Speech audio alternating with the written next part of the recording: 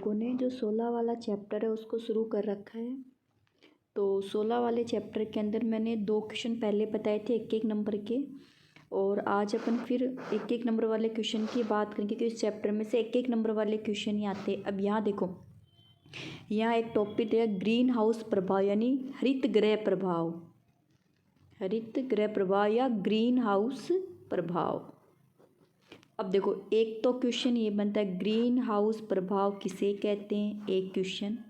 दूसरा बनेगा green house प्रभाव के अंदर मुख्य भूमिका कौन सी गैस निभाती है, तो वो होती है कार्बन डाइऑक्साइड। वैसे 3 गैसें और भी है लेकिन मेन रोल किसका होता है, कार्बन डाइऑक्साइड का होता है।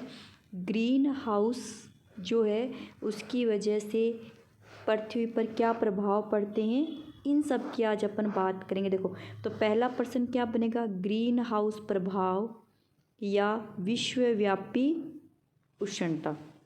देखो, जैसे मैं आपको एक बात बताऊं, जैसे पहले अपन ग्रीन हाउस प्रभाव को न देख कर ग्रीन हाउस देखते। ग्रीन हाउस किसे कहते हैं, देखो कांच का बना हुआ एक पूरा घर होता है, ऐसे पूरा मतलब कांच का बना हुआ एक पूरा कमरा है।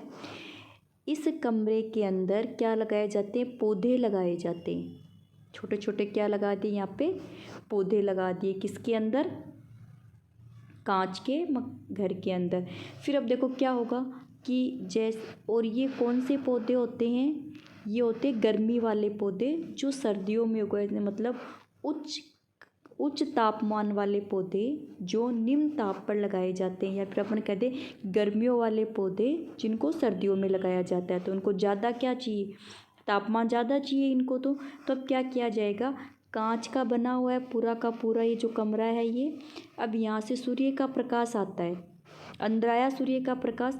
अब सूर्य का प्रकाश जितना अंदर आता है उतना वापस कांच में से वापस नहीं जा सकता, इसीलिए इस जगह के तापमान में क्या हो जाती है, वृद्धि हो जाती है। इसीलिए अपन इसे क्या कहते हैं, ग्रीन हाउस कहते हैं। जैसे देखो, आपने कई बार गाड़ी देखी होगी है ना, धूप में बहुत समय से खड़ी हुई है तो वो अंदर से बिल्कुल गर्म हो जाती है। क्यों, क्योंकि उसमें कांच लगे हुए हैं, कांच में से सूर्य का प्रकाश आता है और उतना का उतना वापस से परावर्तित नहीं हो पाता, जिसकी वजह से अंदर के तापमान में क्या हो जाती है, वृद्धि हो जाती है। इसे अपन, तो ऐसा ही काम अपन कहाँ करें, पौधों के लिए कर दे, तो वो क्या हो गया, ग्रीन हाउस हो गया। यहाँ पे हमें ग्रीन हाउस की बात नहीं करनी, यहाँ पे हमें ग्रीन हाउस प्रभाव की बात करनी है। तो ग्रीन हाउस प्रभाव किसे कहते हैं, देखो बढ़ते हुए प्रदूषण के कारण जो कार्बन डाइऑक्साइड है वो अपने पूरे वायुमंडल को ऐसे घेर लेती है, पूरी ऐसे मोटी चादर बन गई किसकी, कार्बन डाइऑक्साइड की। और ये मान के चलो अपनी पृथ्वी की सतह जहाँ पर अपन रह रहे हैं।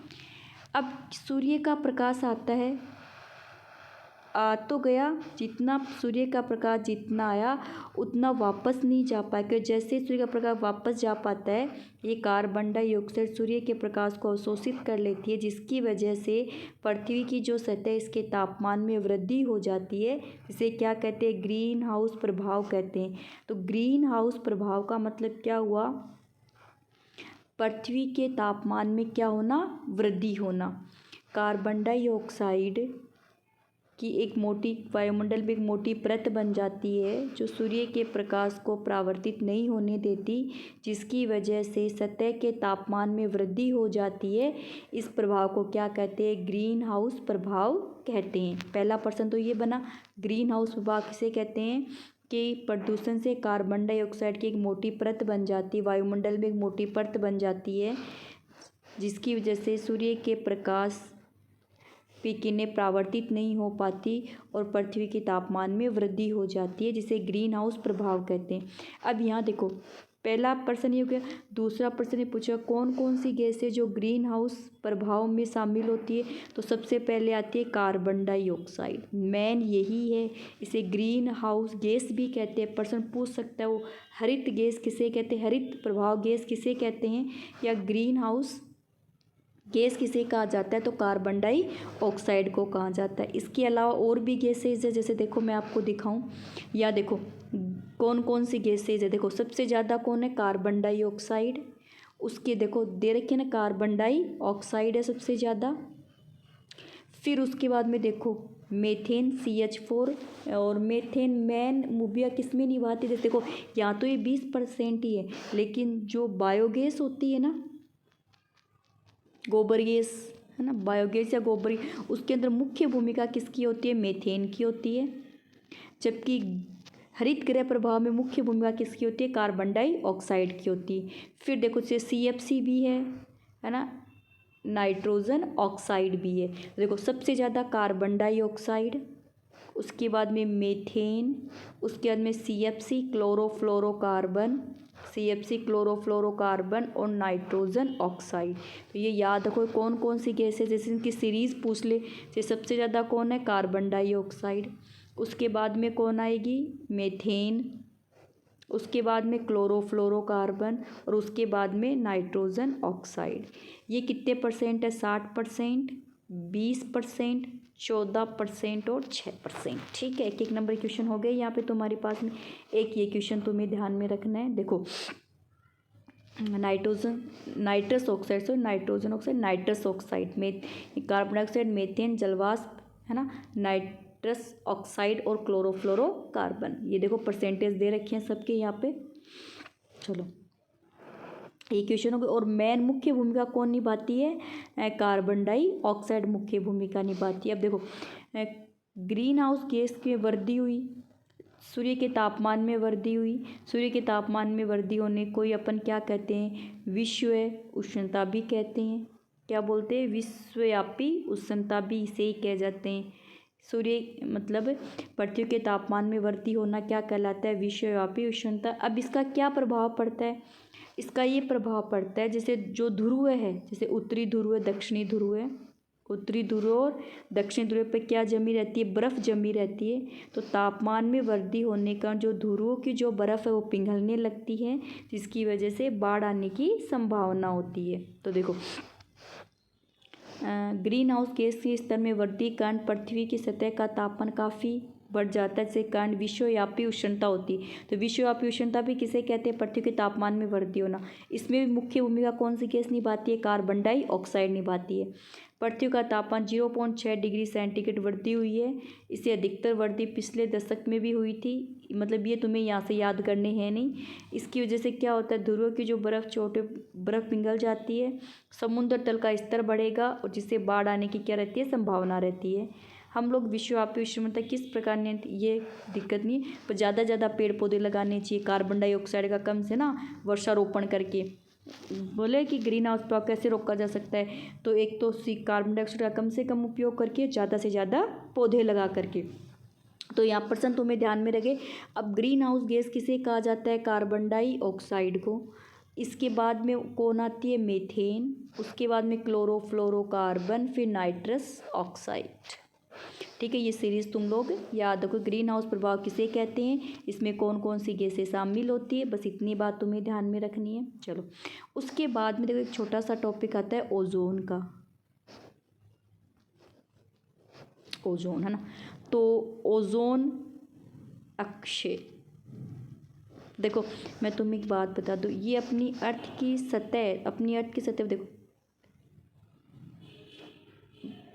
सौरमंडल, समताप मंडल, ओजोन और आयन, ऐसे लेयर बनी हुई। तो कितने नंबर वाली लेयर है ये? 3 नंबर वाली। समताप मंडल के ऊपर वाली जो परत होती है उसे ओजोन परत कहते हैं। अब इसे ओजोन परत क्यों कहा जाता है? क्योंकि यहाँ पे क्या पाई जाती है? ओजोन गैस पाई जाती है। यहाँ क्या पाई जाती है? ओजोन गैस पाई जाती है। तो ओजोन गैस की एक मोटी परत है जिसे अपन क्या कह देते हैं? ओजोन परत कह देते हैं, ओजोन लेयर कह देते हैं। अब ये जो ओजोन है ये कैसी गैस है? इसमें क्या होता है? जैसे ऑक्सीजन, ये नवजात ऑक्सीजन के 3 परमाणु, ऑक्सीजन के 3 परमाणु मिलकर के O3 किसका निर्माण करते हैं? ओजोन का। ओजोन गैस है ये। ओजोन क्या है? O3 ओजोन गैस है। देखो O2 तो होती है ऑक्सीजन गैस, और जब O3 होते हैं अपन बोलते हैं ओजोन गैस। तो ओजोन गैस में क्या होते हैं? ऑक्सीजन के कितने परमाणु होते हैं? 3। ऑक्सीजन के 3 परमाणु मिलकर के क्या बनाते हैं? ओजोन बनाते हैं। तो ओजोन क्या है? ओजोन एक ओजोन गैस की एक परत है, ठीक है। तो वायुमंडल में ओजोन गैस की एक मोटी परत पाई जाती है जिसे अपन क्या कह देते हैं, ओजोन परत कह देते हैं। और ये किसके ऊपर होती है, समताप मंडल के ऊपर पाई जाती है। अच्छा, अब ये ओजोन करती क्या है, देखो ये ओजोन परत है, मतलब O3 oxygen, oxygen oxygen oxygen O3, सूर्य से आने वाली पराबैंगनी किरणों को ये अवशोषित करती है। मतलब अपनी अर्थ की सतह तक सूर्य से आने वाली पराबैंगनी किरणों को रोकने का कार्य कौन करती है, ओजोन परत करती है। समझ। अब पेपर में पूछा जा सकता है कि ओजोन परत सूर्य किस किरणों को अवशोषित करती है, तो पराबैंगनी। ये प्रश्न तुम्हें याद करना है। ओजोन परत सूर्य से आने वाली पराबैंगनी किरणों को क्या कर लेती है, अवशोषित कर लेती है। इतनी बात हुई। फिर एक क्वेश्चन ये बन गया। उसके बाद में देखो, ठीक है, तो आज के लिए अपना इतनी बात करेंगे। आगे के जो क्वेश्चन है अपन बाद में देखेंगे। एक मिनट चलो देख लेते हैं। फिर देखो तुम्हें क्या ध्यान में रखना है कि जो ओजोन O3 बताई थी ना मैंने, O3 है ना, जैसे ये अपनी अर्थ की सरफेस है, इसके ऊपर एक परत और तीसरे नंबर वाली जो परत आती है वो ओजोन परत है ना। ये तीसरे नंबर वाली क्यों, ओजोन परत है। तो ये कितनी मोटी है, ओजोन गैस की बनी ना, कितनी मोटी है। इसकी मोटाई को किस में मापते हैं, डॉप्सन में। ये वाला प्रश्न भी याद रखना, डॉप्सन यूनिट। मतलब ओजोन की मोटाई को किस में मापा जाता है, डॉप्सन यूनिट में मापा जाता है। एक ये प्रश्न रहा, तुम बड़े छोटे छोटे प्रश्न याद करने तुम्हें। ओजोन परत की मोटाई को किस में मापा जाता है, डॉप्सन यूनिट में मापा जाता है। एक प्रश्न ये रहा। ओजोन परत क्या है, ऑक्सीजन गैस की एक मोटी परत होती है। ये सूर्य किस प्रकार की किरणों को अवशोषित करती है, पराबैंगनी किरणों को अवशोषित करती है। इसकी जो यूनिट होती है उसे क्या बोलते हैं, डॉप्सन यूनिट बोलते हैं। फिर देखो अब हमारा टॉपिक क्या है, ओजोन अक्षय, मतलब ओजोन की मोटाई धीरे धीरे कम हो रही है। ओजोन की मोटाई, ओजोन परत जो है लेयर, उसकी मोटाई धीरे धीरे क्या होती जा रही है, कम होती जा रही है। क्यों, तो ओजोन परत की मोटाई का धीरे धीरे कम होना क्या कहलाता है, ओजोन अक्षय कहलाता है। ये किसकी वजह से हो रहा है, मतलब ओजोन की मोटाई को कम करने के लिए मुख्य भूमिका कौन निभा रहा है, क्लोरोफ्लोरोकार्बन। ये याद रखना, ये बहुत अच्छा प्रश्न है। ओजोन अक्षय के लिए मुख्य भूमिका कौन निभाता है, क्लोरोफ्लोरोकार्बन। अभी क्लोरोफ्लोरोकार्बन का उपयोग अपन कहाँ करते हैं, एक तो करते हैं रेफ्रिजरेटर, फ्रीज में ठंडी ठंडी हवा जो आती है ना, फ्रीज में करते एक तो इसका उपयोग। और दूसरा जो AC होती है ना, एयर कंडीशनर के अंदर जो गैस होती है वो कौन सी होती है, क्लोरोफ्लोरोकार्बन होती है। तो इनका ज़्यादा प्रयोग करने से क्लोरोफ्लोरोकार्बन की मात्रा बढ़ जाती है, जिससे ऑक्सीजन जो ओजोन है उसकी मोटाई धीरे धीरे क्या होती जा रही है, कम होती जा रही है। इतनी बात। तो क्लोरोफ्लोरोकार्बन मुख्य सूर्य की पराबैंगनी किरणों को रोकने का कार्य करती है। इसकी मोटाई किस में होती है, डॉप्सन यूनिट के अंदर मापी जाती है। फिर उसके बाद में देखो यहाँ देखो क्लोरोफ्लोरोकार्बन मतलब बिगड़ रहा है वायुमंडल के निचले उत्सर्जक, ये दे समताप में पहुंचते हैं। समताप मंडल में पराबैंगनी किरणें उस पर कार्य कर जिसके कारण कार्बन के परमाणु का क्लोरीन के परमाणु देखो है ना, कार्बन ओजोन का निम्नीकरण होता है, जिसे कार्बन ऑक्सीजन का मोचन होता है, यानी कर परमाणु का उपभोग नहीं होता। मतलब इस टाइप की, ये तुम्हें याद नहीं करने ज़्यादा। फिर उसके बाद में तुम्हें एक क्वेश्चन यहाँ से क्या देखना है, ओजोन छिद्र ये कहाँ है, अंटार्कटिक क्षेत्र में। ये वाला याद रखना, अंटार्कटिक क्षेत्र में मोटाई इतनी ज़्यादा हो गई, देखो चारों तरफ से तो मोटा, बीच में से बिल्कुल पतला, तो ऐसे लगे छिद्र बन गए हो। तो वो यही है ओजोन छिद्र। कहाँ बना हुआ है, अंटार्कटिक क्षेत्र के अंदर क्या बन गया है, ओजोन छिद्र बन गया। कहाँ पे, अंटार्कटिक क्षेत्र के अंदर। ठीक है। फिर उसके बाद में देखो, अगर ये पराबैंगनी किरणें सीधे पृथ्वी पर आती है तो उसका क्या प्रभाव होता है, तो इसके प्रभाव देखो, त्वचा का कैंसर हो जाता है। ये प्रश्न, त्वचा कैंसर हो जाता है। एक आँख का जो कॉर्निया है ना, विकिरणों को अवशोषित करता है, जिसके कारण अंधापन और हिम अंधता रोग उत्पन्न हो जाता है, मोतियाबिंद हो जाता है। तो एक तो त्वचा कैंसर हो जाता है, दूसरा आँख में क्या हो जाता है, मोतियाबिंद हो जाता है। ठीक है। देखो ओजोन अंटार्कटिक वाला छिद्र देखो बैंगनी रंग से दर्शाया गया, जिसकी ओजोन स्तर सबसे पतला है, मतलब छेद नहीं है, स्तर पतला हो गया, छेद नहीं होता, स्तर पतला हो। इस ओजोन की मोटाई को डॉप्सन यूनिट में मापते हैं। हल्के बैंगनी यानी वॉयलेट लाल दर्शाया गया है। अंटार्कटिका के ऊपर ओजोन छिद्र प्रतिवर्ष अगस्त से उत्तरार्ध और अक्टूबर से प्रारंभ में बनता है। देखो अब कब बनता है ये, मतलब मोटाई कब कम होती है अंटार्कटिका के अंदर ओजोन छिद्र प्रतिवर्ष अगस्त के उत्तरार्ध यानी अगस्त के उत्तरार्ध और अक्टूबर के से प्रारंभ है। ठीक है, ये वाली बात याद रखना। फिर देखो ओजोन अक्षय है, मतलब ओजोन की मोटाई धीरे धीरे कम होती जा रही है। इसको सही करने के लिए 1897 में अंतर्राष्ट्रीय संधि पर हस्ताक्षर हुए जिसे मॉन्ट्रियल प्रोटोकॉल कहते हैं। तो ये याद रखना, मॉन्ट्रियल प्रोटोकॉल किससे संबंधित है? मॉन्ट्रियल प्रोटोकॉल किससे संबंधित है? ओजोन अक्षय को रोकने के लिए। कब से शुरू होता है? 1987 में। मॉन्ट्रियल प्रोटोकॉल किससे संबंधित है? ओजोन अक्षय के हानिकारक प्रभाव को देखते हुए कि क्लोरोफ्लोरोकार्बन का कम से कम उपयोग किया जाएगा, इसके लिए एक प्रोटोकॉल बना जिसका नाम था मॉन्ट्रियल प्रोटोकॉल। कब बना था? 1987 के अंदर बना था, जो ये क्या कह रहा था? CFC का कम से कम क्या करना है? प्रयोग करना है। तुम लोग इतना देख लेना, बाकी की अपन बात बाद में करेंगे। यहाँ से जितने क्वेश्चंस बन रहे हैं, तो ओजोन गैस की एक परत होती है जो समताप मंडल के ऊपर होती है। जो ओजोन धीरे धीरे इसका पतली होती जा रही है, इसे ओजोन अक्षय कहते हैं। इसकी मोटाई को डॉप्शन में मापते हैं। ओजोन अक्षय की मुख्य भूमिका क्लोरोफ्लोरोकार्बन निभाता है। क्लोरोफ्लोरोकार्बन का उपयोग फ्रिज और रेफ्रिजरेटर में किया जाता है। अंटार्कटिका के अंदर इसकी मोटाई बहुत ज़्यादा पतली हो गई है जिसे ओजोन छिद्र कहते हैं।